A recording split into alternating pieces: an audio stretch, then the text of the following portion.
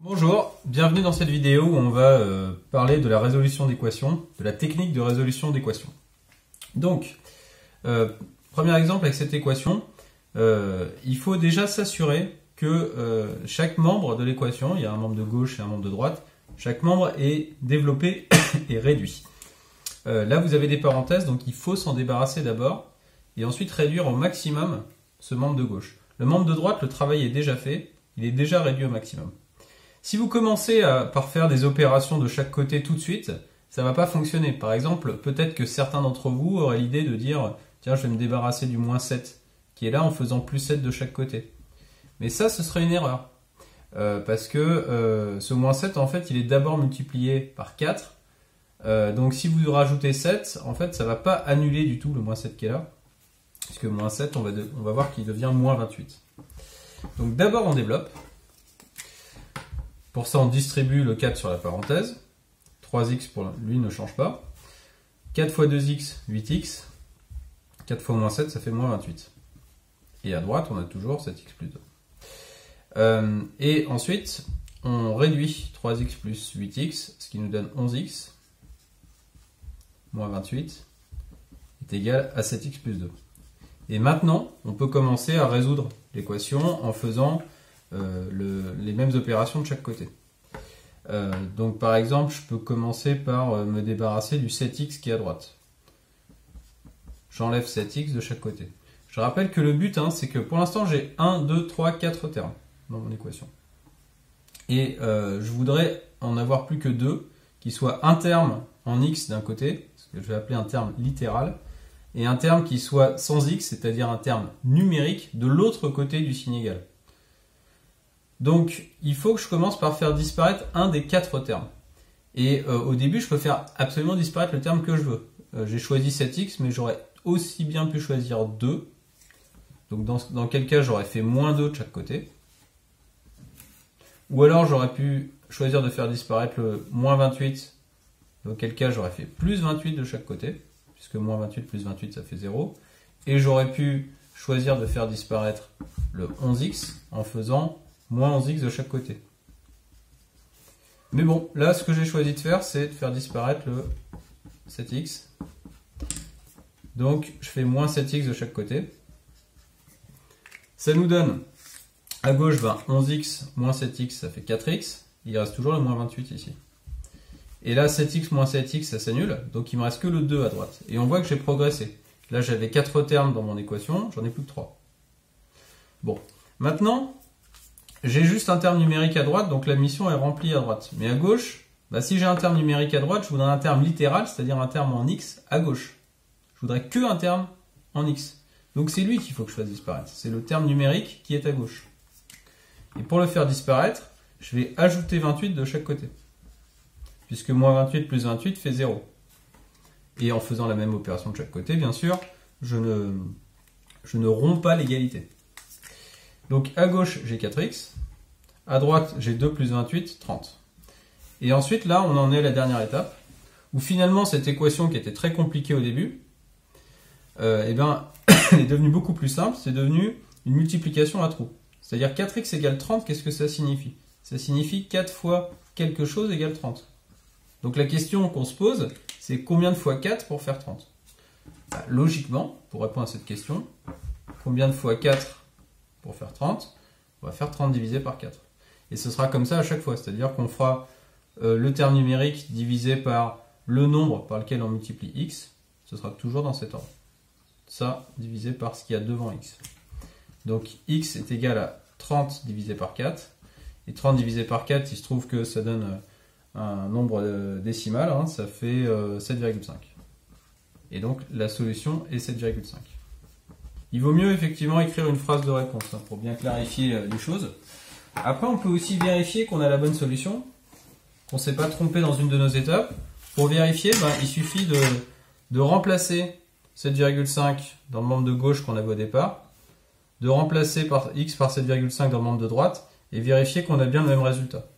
Donc je vais taper le calcul 3x, donc 3 fois 7,5 plus 4 fois parenthèse 2 fois 7,5 moins 7. Je ferme ma parenthèse. mon nombre de gauche il est égal à 54,5 quand je fais le calcul. Et maintenant je fais 7x plus 2 en remplaçant par 7,5. Donc 7 fois 7,5 plus 2, 54,5. Donc dans les deux cas, je trouve bien le même résultat. Ça veut dire que j'ai bien résolu l'équation. J'ai trouvé la valeur de x qui fait que le membre de gauche est égal au membre de droite. Alors bien souvent, on a des équations moins compliquées. Par exemple, on peut très bien avoir une équation comme 3x plus 7 est égal à 0. Vous voyez que là, déjà, chaque membre est réduit au maximum. Donc il n'y a pas de travail de développement et de réduction à faire. On n'a déjà que 3 termes. Alors que tout à l'heure, une fois qu'on avait développé et réduit, on en avait 4 des termes. Bon. Là, finalement, on a juste un terme numérique à droite, c'est 0. Et à gauche, on a un terme en x et un terme numérique. Donc c'est le terme numérique de gauche qu'on veut faire disparaître. Pour ça, il suffit de faire moins 7 de chaque côté. Ça nous donne 3x égale moins 7. Et ensuite, on est dans la fameuse situation, combien de fois 3 pour faire moins 7 ? On va faire ce nombre divisé par le nombre qui est devant x. C'est-à-dire x va être égal à moins 7 divisé par 3. Or, quand on fait ce calcul à la calculatrice, moins 7 divisé par 3, la calculatrice vous annonce moins 2,33333, donc une écriture décimale infinie. C'est-à-dire qu'il n'y a pas de solution décimale exacte. Ce qui nous intéresse quand on résout une équation, c'est d'avoir la solution exacte.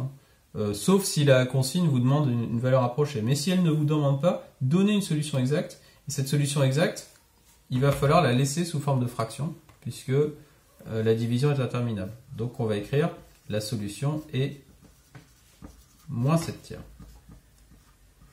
Donc voilà pour la technique de résolution des équations.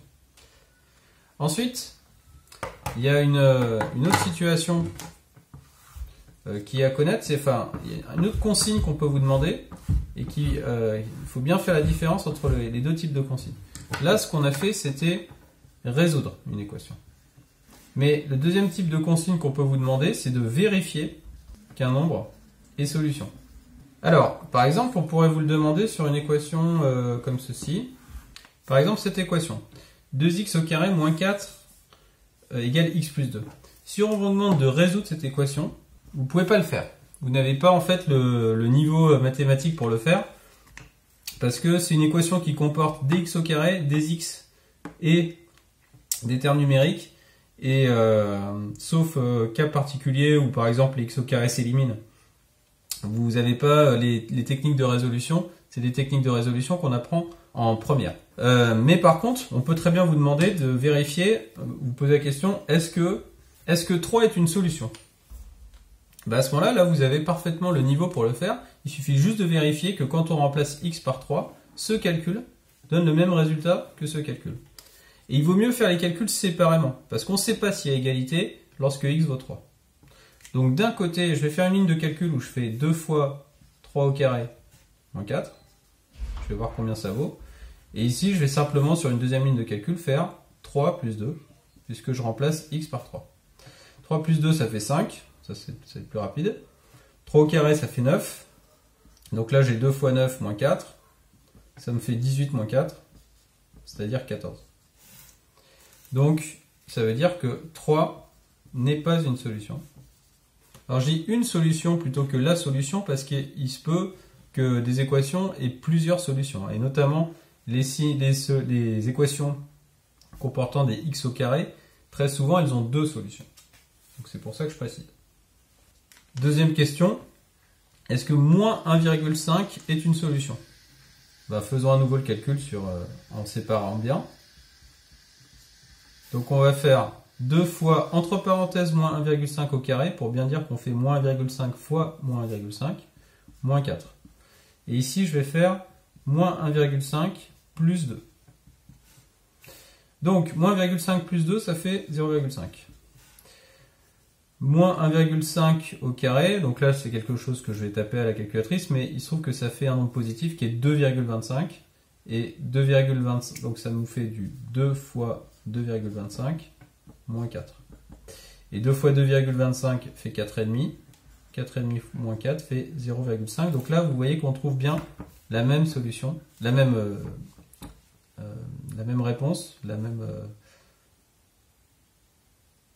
Donc là, vous voyez bien que chaque calcul donne le même résultat, ce qui montre bien que moins 1,5 est une solution de cette équation. Est une solution de l'équation. Mais c'est pas la seule, puisque on pourrait prouver qu'il y a une deuxième solution à cette équation, et d'ailleurs, entre parenthèses, cette deuxième solution, c'est 2, parce que quand on remplace x par 2, ici, on trouve 4, pardon. Et ici, on trouve 4 aussi, donc c'est en fait 2 qui est la deuxième solution de cette équation. Voilà, mais en tout cas, retenez qu'il y a vraiment deux consignes différentes. Résoudre une équation, à ce moment-là, on applique la technique de résolution qu'on a vue en début de vidéo. Et vérifier qu'un nombre est solution d'une équation, pour ça, il y a juste à remplacer x par la valeur et vérifier qu'on obtient le même résultat de chaque côté. Voilà.